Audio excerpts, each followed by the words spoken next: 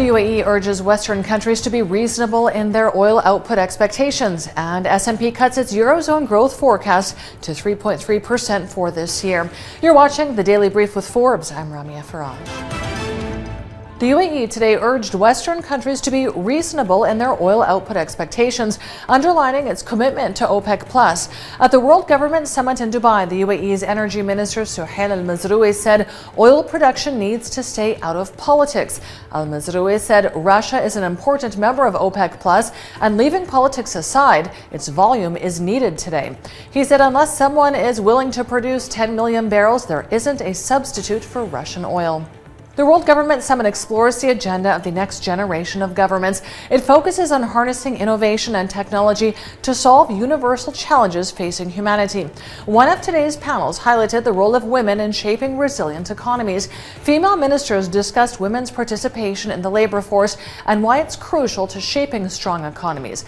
They highlighted the key interventions that governments must make to reduce and eventually to eliminate barriers to work for women. Dubai accounts for most funding in the MENA as it's home to 39% of the region's scale-ups. A new report produced by the Dubai Chamber of Digital Economy reveals the number of scale-ups in MENA reached 587 in 2021 compared to 139 in 2020. The UAE has the most scale-ups with 251 and 59% of funding at $5.4 billion. Dubai alone accounts for 57% of funding. Bitcoin surged to over $47,000 today, way above the $35,000 to $45,000 range it's been trading in since early January. Bitcoin's rise since mid-March is boosting it against gold, its traditional safe haven rival. Gold, meanwhile, traded sideways during the period. Russia says it's considering accepting Bitcoin as payments for its oil and gas exports. S&P cut its eurozone growth forecast for the year to 3.3% from 4.4% previously, saying higher energy prices caused by the Ukraine war will hit household spending power. It says strong recovery momentum and sufficient cash buffers will prevent a full-year recession, but there will be a drop in GDP growth. S&P says European countries are among the most exposed to the crisis. Apple is reportedly planning to cut output of its iPhone and AirPods devices as the Ukraine crisis and looming inflation start to weigh on demand for consumer electronics. The Nikkei newspaper reports that Apple plans to produce about 20% fewer iPhone SEs next quarter, down 2 to 3 million units on earlier plans, and a couple of million fewer units of the entire iPhone 13 range.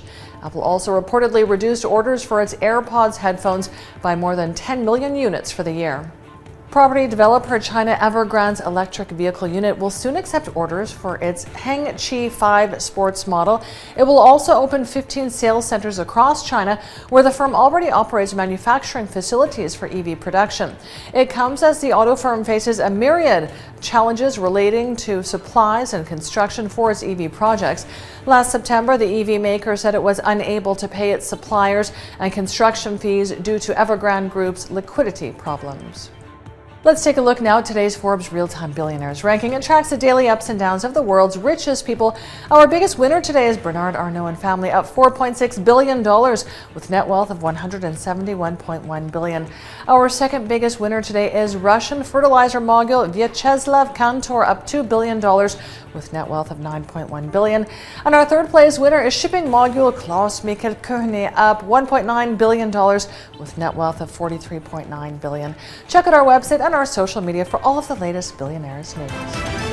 This year's Oscars ceremony was overshadowed when Will Smith slapped presenter Chris Rock for making a joke about his wife, Jada Pinkett Smith.